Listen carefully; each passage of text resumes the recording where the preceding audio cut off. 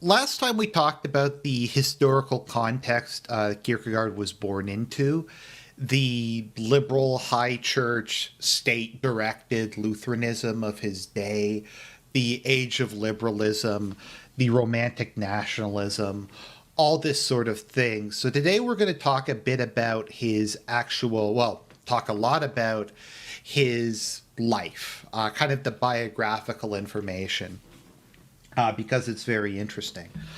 So Kierkegaard was born into a family of numerous children. However, all of his brothers and sisters died at a very young age, and he was kind of left with his brother Peter and his father, who was very wealthy. His father, in the book at least, is described as a very kind of the archetypical 19th century Scandinavian, very dour, very aesthetic in his personal life, very, like I said, financially conservative, devout, but in a very, I don't know if puritanical way is the right way of putting it. His father was involved strongly in the Moravian church. And yes, it is that Moravian church, the Bohemian one, founded by Juan Hus. And it's kind of the modern successor to the Hussites, which I believe within the Scandinavian context was kind of a revivalist denomination. And from what the book states, the various religious influences on him made him kind of dislike denominationalism from an early age, which is something he'd maintained throughout his life. There's a bit of a gap until we get into young adulthood. So I think the best way to describe Kierkegaard as a person is, in my view, he was almost certainly bipolar. He would go through periods of immense activity and then periods of just depression where he didn't really do much. He was known as a profligate spender, but not particularly hedonistic, if that makes sense.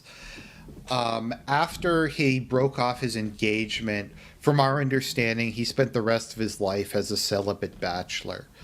So he was not known for being particularly hedonistic, although he did like a lot of the finer things in life, such as going to nice restaurants. He went to the opera almost nightly.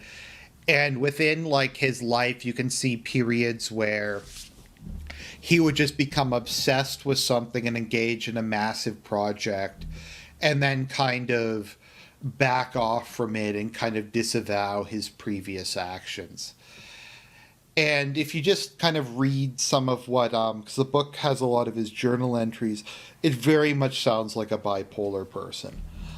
Generally speaking, a lot of very creative people, particularly artists, and I guess you could call him an artist in a sense because of the poetic and emotional quality of his work, because of the angst involved with being bipolar, as well as the periods of extreme creativity. As someone who suffers from it myself, when you're going through a manic phase, and I don't have full on manic phases, you do feel sometimes like God or some divine force is communing with you. Because you become so euphoric and high energy, it just the world seems to be moving in fast motion. So I kind of feel a lot of the spending excesses that Soren engaged in when he was younger stem from his bipolar. He was kind of infamous for his father having to repeatedly bail him out because he would run up a massive tab at his bookseller. He had a massive library of books. He really enjoyed opera. He went to opera or the theater almost every night. He ate out at nice restaurants.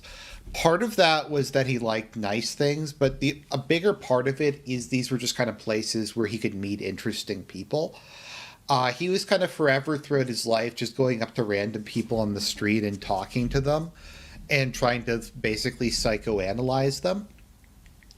And he liked going to the theater because he could meet like other people of his social class who were really interesting to talk to. and that sort of thing.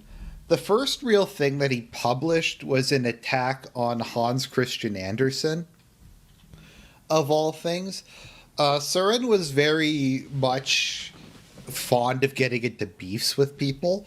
In fact, a large portion of his life would just be getting into intellectual beefs with people and personal ones with them. I think in some cases, even people who were like fans of his, he'd get he'd troll them on the compliments they gave him, and he'd be like, you're not praising me in the right fashion," or that kind of thing. So he was frequently argumentative, but also very charming. People describe him as very witty and funny, but really kind of socially awkward, which once again I think kind of points to his bipolar behavior.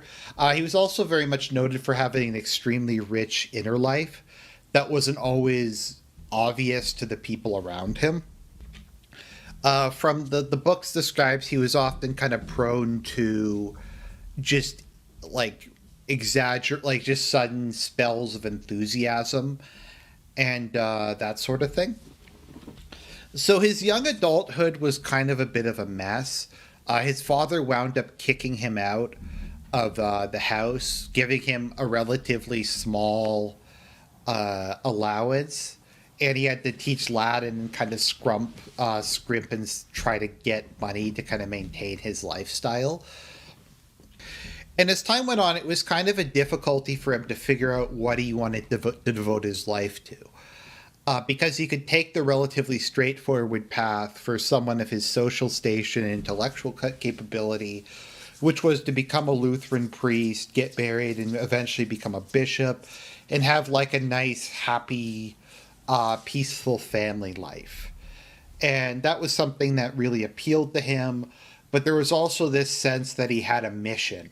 He had a mission to save the West, something to save Christendom from hypocrisy and the general lack of true faith that you were seeing during this time period. So I believe he met the woman who would be the love of his life, Regina. I think what had happened is he met her very briefly, and then he went off and did some other stuff, including his father sent him to like the countryside to try to get some perspective on life. And it actually did dramatically alter his perspective on life. But he came back like 2 years later and he went to Regina and he just starts spilling like, he gave this like big speech about how much he loved her and how he spent every day thinking about her and how like thoughts of her tormented him and stuff like that. And from my understanding, she was a very devout woman. She was fairly attractive, and she was quite intelligent. And they had a fairly quick romance. Both of them got along very well. They had very complementary temperaments. Even if Kierkegaard was kind of a weirdo, he was from a fairly high social standing and stood to inherit a lot of money. So the family was rather open to the idea, and they just had a very successful relationship. But Kierkegaard kind of spurred out, and he suddenly decided that she was getting in the way of his mission to save the West, to save Christendom. And that if he got married, then like being happy with her and having kids and that kind of thing would distract him from his true purpose in life. This is something you see with a number of different historical figures, which in modern revisionism, they claim it indicates their homosexuality. Some examples of this are Charles XII, who stated that because of his religious faith, he didn't believe in premarital sex, but that he was too busy fighting like tons of wars, but that after the wars were over, he'd get married. So people say he was a homosexual. There was Charles or Chinese Gordon, who was a very devout evangelical Christian, so he didn't have premarital sex. And he was just saying that he was forever spending his life going to various countries and fighting, and that it would have been unfair to a wife. That because he'd never be around and she'd always be wondering if he was about to die. So they claim he was homosexual, and Cecil Rhodes is like another one who said, "I'm just too busy conquering the world from Britain for Britain to have a wife." So he's also listed that way. And I think there are some people who say Kierkegaard was as well because of his general celibacy. So there's that. He also, Kierkegaard also believed he didn't want to subject a wife, especially a woman he loved so much, to his spurgery for the rest of his natural life. He's like, she's going to have to put up with me being melancholic and me being weird and going through extended periods of self-indulgence. And Regina was like, I don't care about that, Soren. I love you. We can work through it as a couple. Like, I'm okay with it. I'll support you in whatever you do. And he was like, no, you're getting in the way of my mission.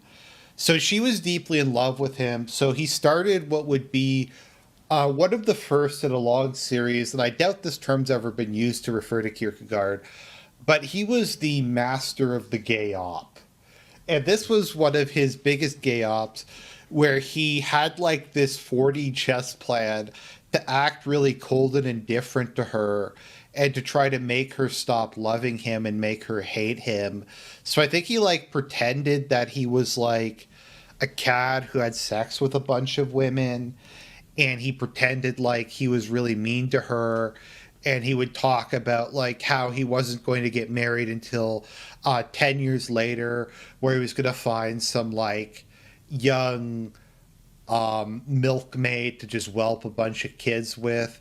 And he just did stuff like that until they eventually broke off the engagement, and it ruined his relationship with her and with her family. So after that, he was like, nothing else is getting in the way of my mission. Around this time, I think his father died, and his father left him a huge amount of money, and Kierkegaard would use this to basically self-fund everything. I think some of his stuff was published in the Corsair, and a fair amount of his stuff was published in the liberal journal, The Fatherland, but a lot of it was self-published with his money. I think it's a bit probably like H.P. Lovecraft, where he like didn't really want to have to be subject to anyone else's standards. He did spend immense amounts of time revising things, and he would often rewrite stuff numerous times. So yeah, like I said, this is when the gay ops begin in earnest. So Kierkegaard had dozens of pseudonyms he wrote under, and he would do stuff like publicly denounce some of the pseudonyms to try to like distance himself from them. And then some pseudonyms he would like allude to being a member, like that was him. And then some of his pseudonyms would have pseudonyms. So what I'm trying to say is Kierkegaard had sock accounts, and his sock accounts had sock accounts, and they would like argue with one another. And like the author of this book was trying to explain it, and I just kind of lost track because there was like so many different personas that were publishing in so many different journals. And eventually like admitted to some of them. And he's like, look, if you're going to republish this, republish it under that pseudonym, because that pseudonym has like a different personality than is my core personality. And this is like something he spent a lot of his life doing, was just running these ops and trying to like I think he was trying to create like a public persona that contradicted like his literary persona. It's all like really confusing, and I don't really understand it well enough to go through it all. But that was kind of a lot of his life. He would put out stuff. Some of it sold okay, some of it sold poorly, but he basically just self published everything. And if he came close to breaking even, that was good. It's funny because when he died, he was basically out of money. And I think he remarked, I received just enough cash and just enough time to fulfill my mission. Actually, it's interesting. His brother became a Lutheran bishop, and Kierkegaard went through periods of attending church and not attending church, and receiving communion and not receiving it, which is a very kind of bipolar thing. He refused deathbed communion on the grounds that the Lutheran Church was illegitimate. A continual theme was attacking what he saw as the hypocritical, secular, and state-controlled Lutheran Church of his day. And he would just pick fights with a lot of clergy, and that sort of thing. Like I said, it would take a whole other like long video to go through his various beefs and the various fights he had, and how like in a lot of cases they were kind of contradictory and that sort of thing. And when he died, it was kind of controversial because a lot of people really liked him in Denmark, but the official church had to kind of shun him because he was so anti-clerical, and because he had called them out so often. So his legacy there is very complicated. His legacy in all kinds of different things, as the book makes out, is very complicated and kind of difficult, because a lot of modern interpretations are people who claim, maybe a majority of the people who claim that that he inspired them aren't Christian, or basically say that the Christian aspect of his thinking was irrelevant and should be excluded from it. And like, because you had a lot of like atheistic or nihilistic existentialists who made reference to him, and a lot of like Muslims or atheists or like other secular people who say he was like a major influence, but they kind of reject the entire underpinning. In that regard, he's kind of similar to J.R. Tolkien, in which the entire context of his deep Catholic faith, and that while it's not it's very heavily underlines it, the idea of divine providence is very present throughout Lord of the Rings and that sort of thing. But a lot of the people who are like the biggest fans of it are fedoras who really hate Christianity, in particular hate Catholicism. And then you have like Varg, who claims that Tolkien was actually a neo-pagan. And you have people like who are neo-pagans who adopt Lord of the Rings, even though that wasn't supposed to be the context it was written in at all. I don't think it was supposed to necessarily be a direct metaphor. I mean, aspects of it are, like Morgoth and Sauron are obviously based on Satan, and the Pelennor Fields is based on the winged hussars at the Second Siege of Vienna. But a lot of aspects of it are not really supposed to be that way. So that's kind of a problem with his legacy. I think he's kind of been turned into, and I haven't read too much of his actual writing, but I think he's kind of been turned into more of like a generic existentialist philosopher rather than a theologian, or he's kind of referred to as a theologian in a very kind of indirect way. The book didn't really go too much into whether his views were orthodox or not.